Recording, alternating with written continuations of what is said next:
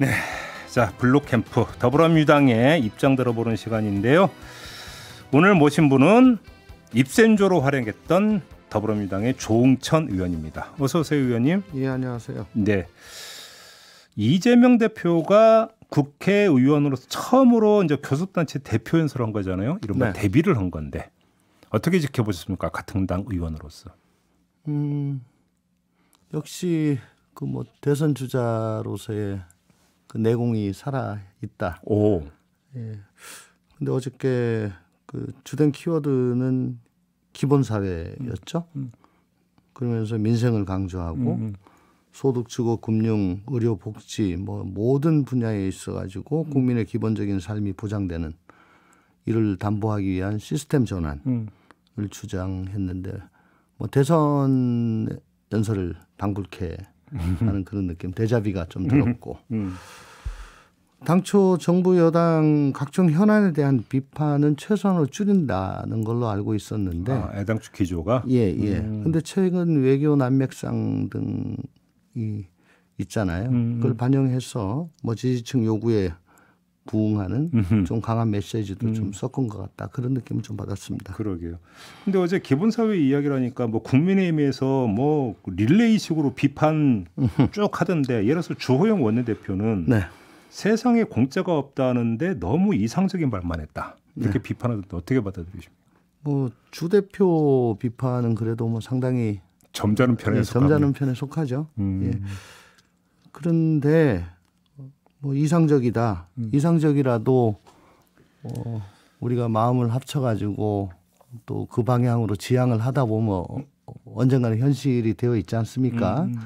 우리나라가 정말 양적으로는 급속하게 팽창을 했습니다. 그렇지만 질적으로 보면은 정말 미국보다 더한 양극화 사회라는 진단이 있지요. 그 결과가 세계 최고의 자살률, 세계 최저의 출산율. 그렇죠. 정말 아주 비참하지 않습니까?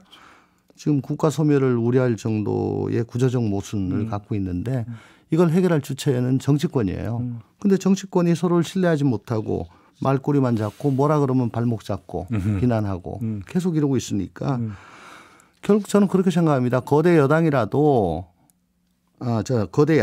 정부나 여당이 합의하지 않으면 아무것도 할 수 없고 또 정부 여당도 우리 야당이 도와주지 않으면 또 할 수 있는 게 없고 그렇죠. 결국은 자기 진영한테만 소구하는 그런 증오의 정치 이걸로는 아무것도 할 수 없다. 이젠 그것도 치워야 된다. 그 말씀을 꼭 좀 드리고 싶습니다. 그러면 이 질문을 안 드릴 수가 없는데 일단 박진 외교부 장관 해임 건의안 오늘 처리하는 거 맞습니까? 원래 최초 보고 후 24시간 이후 72시간 내에 하는 거죠. 모든 거는 국회의장의 결심에 달려 있다 이렇게 봅니다. 그런데 발의가 됐고 보고까지 됐으면 국회의장이 그 72시간 이내에 그걸 피해갈 수 있는 뭐 재량은 없는 거 아닙니까? 72시간 내에 표결한다라고 돼 있지 반드시 해야 된다라고는 지금 해석이 안 되는 것 같고요. 또 의장 재량이 있습니까 그러면? 그동안에 72시간 내에 뭐 안 된 것도 전례가 좀 있는 걸로 알고 있고 네. 오늘이 그러니까 내일 오후 2시가 72시간이에요. 내일 오후 2시. 네네. 근데 오늘은 그러면 48시간이지 않습니까? 민주당은 오늘 표결하자라고 했는데 의장 입장에서는 아직 24시간 이상이 남아 있습니다. 그러면 24시간 이상 남아 있는데 그 이유를 댈 수 있다. 예, 직권 상정하는 게 좀 부담스럽겠죠. 그러니까 더 합의해라라고 할 가능성이 높고요. 애당초 근데 합의한 본회의 일정은 오늘까지 내일은 본회의 일정이 없죠. 그게 문제죠. 그게 문제인 거죠. 예, 그게 문제죠. 알겠습니다. 근데 설령 통과가 된다고 뭐 대통령이 받아들이겠어요? 원래 해임 건의안의 무게는 정말 위중했죠. 그렇죠. 예, 헌정사상 6번이 있었는데 2003년 김두관 행자부 장관 때까지는 다 자진 사퇴를 했습니다. 근데 그게 2016년도 김재수 농림부 장관 때 박근혜 정부 때 대통령이 해임안 통과되기 전부터 이거 통과돼 봐야 나는 이거 수용 안 한다라고 정말 헌정사상 최초로 이걸 무시했지 않습니까? 그때부터 또 강호의 법도가 무너지기 시작했는데 이번에도 보면은 외교 참사를 대하는 대통령과 여당의 태도를 미루어 보면 아마 이거는 백발백중 수용하지 않을 것이다. 예. 사실과 다른 보도로 동맹을 훼손한다. 뭐 이렇게 지금 몰아가고 있으니까. 그 말씀 하셨으니까. 네. 지금 뭐 다른 모든 이슈를 집어삼키는 게 이른바 비속어 논란 아닙니까? 네. 의원님은 어떻게 좀 보세요? 그리고 어떻게 들으셨어요? 다들 그러니까 듣기 시험 치렀는데 의원님도 치르셨을 거 아닙니까? 저는 정말 그 바이든이냐 날리메이냐보다 윤석열 대통령이 조금 좀 억울하겠다라는 생각을 좀 했어요. 어떤 점에서?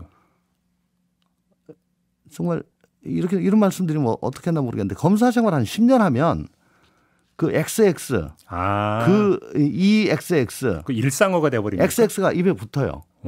그래요? 네, 그러니까 공식적인 자리 말고는 호칭에 있어서 XX가 입에 붙습니다. 그 XX 대상이 지위고하를 막론하고. 그러니까 공식석상에는 안 하죠. 아무튼 사석에서라도. 네, 사석에서는 그냥 XX가 입에 지위고하를 막론하고 다 XX입니까? 예. 근데 그걸 너무 쉽게 긴장을 푼 거죠. 그리고 그냥 평소에 말버릇이 나온 거다. 예, 평소대로 한 건데, 야 이게 이렇게 내가 욕을 먹을 일이냐. 아니 근데 욕을 먹을 일이냐고 기억이 없다고 했던데요. 그러니까 윤석열 대통령은 참모들한테.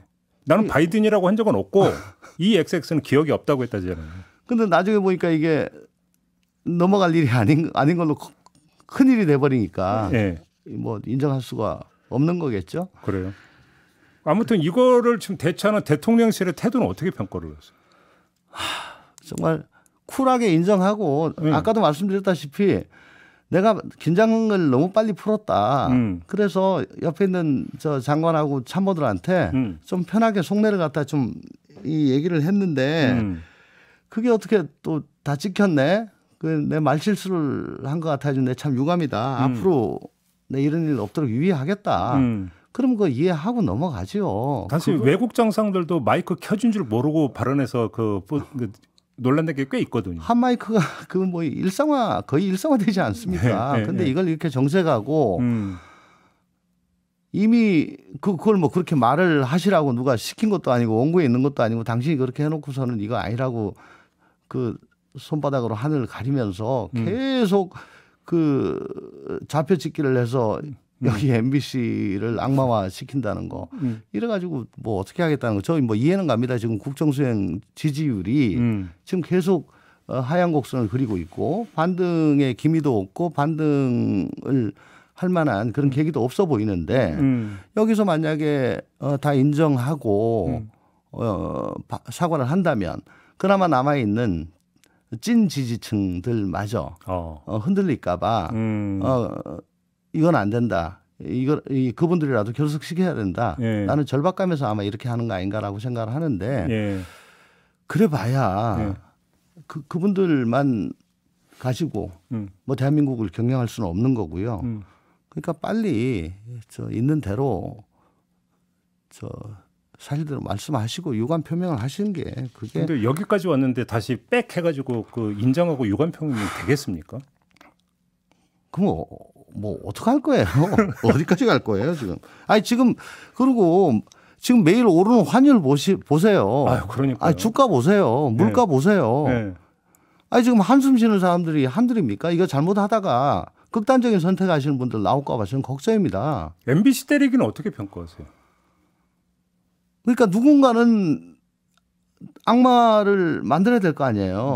네. 근데 그동안에 구현이 있는 MBC 이번에도 보니까 또 거기서 풀 영상 취재를 MBC에서 했다는 거죠 아마. 그러니까 니네 쪽에서 나왔겠지. 라고 해가지고 보고 잘 됐다 싶어가지고 그렇게 하는 거 아닐까요?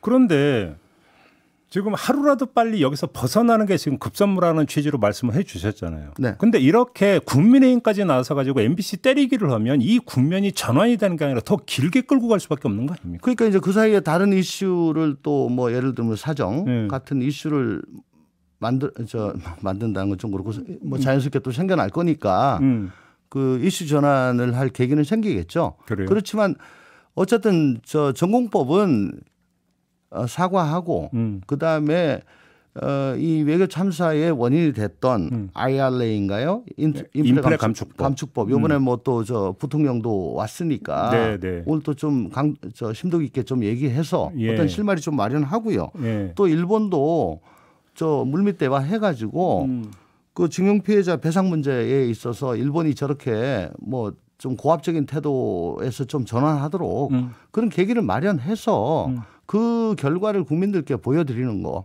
그게 사실은 전공법이죠.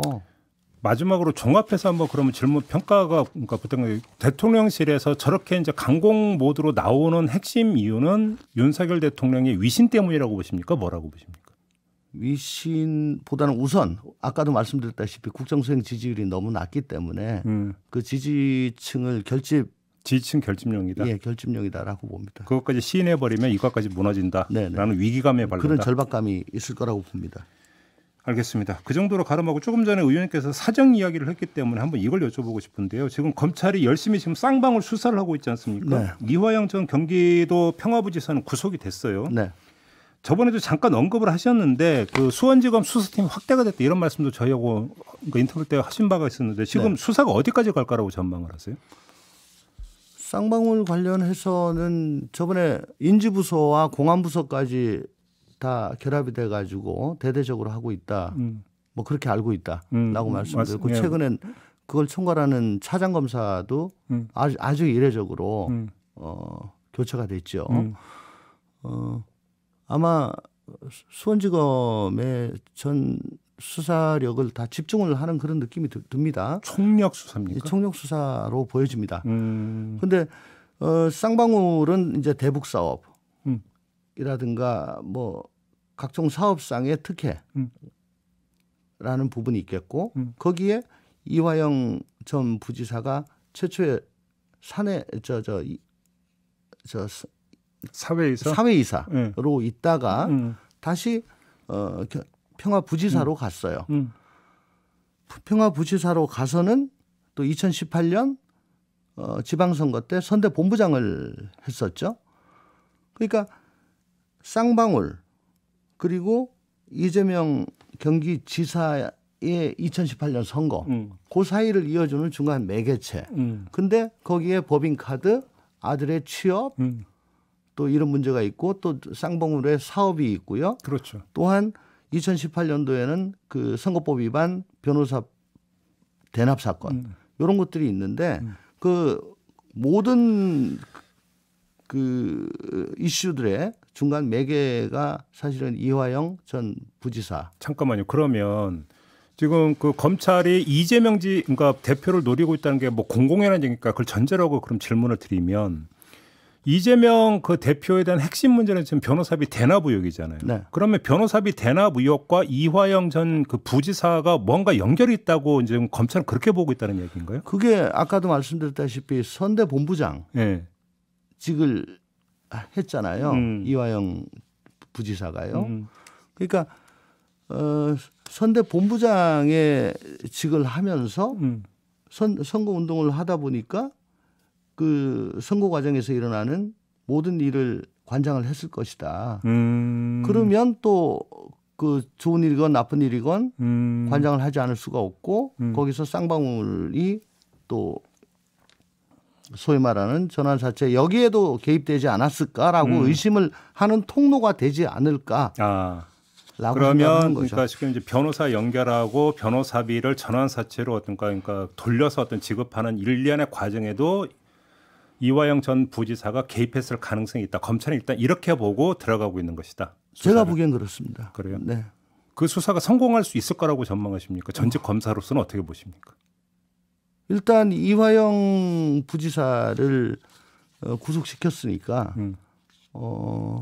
훨씬 검찰이 수사하기에는 용이하다고 그렇게 자기들은 생각을 하겠죠. 일단 신병이 확보가 됐으니까. 신병 확보됐으니까 예전보다 훨씬 더 용이하게 여러 가지 수단을 강구할 수 있다라고 지금 생각을 하고 있을 것 같습니다. 그래요. 근데 지금 김성태 전 쌍방울 회장은 지금 해외에 있고 네. 물론 뭐 인터폴 뭐 수백 가지 내렸다고는 합니다만 네. 여권 취소하고 네. 그런데 이 사람이 지금 해외에 있는 상태에서 이게 그 실체적 진실을 규명을 하는데 한계가 있지 않느냐 또 이런 전망도 있는 것 같은데 이건 어떻게 보세요? 뭐 곧 송환할 수 있다고 자신감을 보인다는 얘기도 있는 것 같고요. 아니면은 김성태 전 회장 없이도 뭐 입증에는 문제 없다라고 하는 얘기도 있는 것 같기도 하고요. 그 뭐 어느 쪽인지는 잘 모르겠습니다. 그래요. 알겠습니다. 민주당이 한동훈 법무부 장관 고발했잖아요. 네. 이건 어떻게 평가하세요? 예, 뭐 한동훈 법무장관이 국회에서 뭐 발언이 사실은 또 좀 그동안의 어법이나 뭐 그 태도에 비하면 조금 좀 도드라진 건 사실이죠. 근데 헌법재판소에서도 사실은 좀 너무 튀었어요. 근데 그게 그 발언 스타일이 평소 그분의 스타일입니까? 아니면 좀 일정하게 연출되는 부분이 있다고 보십니까? 어떻게 보세요? 스타일 플러스 조금 업된 게 있다고 보여집니다. 예. 그래서 뭐 좀 과장된 주장이다라고 보여지기는 하는데 근데 이렇게 저 법정 안에서 한 얘기를 가지고 고발하고 하는 거는 사실은 잘 못 봤습니다. 왜냐하면 자기 주장을 소송 당사자가 자기 주장을 관철시키기 위해서 재판관, 법관 앞에 막 그 주장을 함에 있어 가지고는 허위 사실 혹은 과장된 주장을 섞어서 하기 마련입니다. 네. 근데 거기에 허위 사실을 얘기했다, 과장된 사실 얘기했다라고 해서 고발을 하게 되면은 그건 재판관이나 법관이 그걸 고지고대로 알아듣는 사람으로 간주한다는 뜻이 될 수가 있어요. 아, 그러면 듣는 법관이 기분 나쁠 수 있는 겁니까? 법관이나 재판관은 그거 다 감안하고 듣거든요. 그러니까 그건 사법 절차에서 다 걸러지는 거기 때문에. 그럼 결과적으로 한동훈 키워주는 꼴밖에 안 될 거다 이렇게 보시는 겁니까? 글쎄요. 저는 뭐 정치로 풀어야 될 걸 어쨌든 지금 검수한 바 이 처음부터 끝은 정치로 풀어야 될 것을 사법으로 풀어야 될 걸 정치로 계속 이 단추가 어긋나고 있어요. 그런 오류가 계속 거듭되고 있다. 그래서 안타깝다. 그런 말씀드립니다. 알겠습니다. 자, 오늘 말씀은 여기까지 들어야 될 것 같네요. 고맙습니다, 의원님. 네, 감사합니다. 더불어민주당의 조응천 의원과 함께했습니다.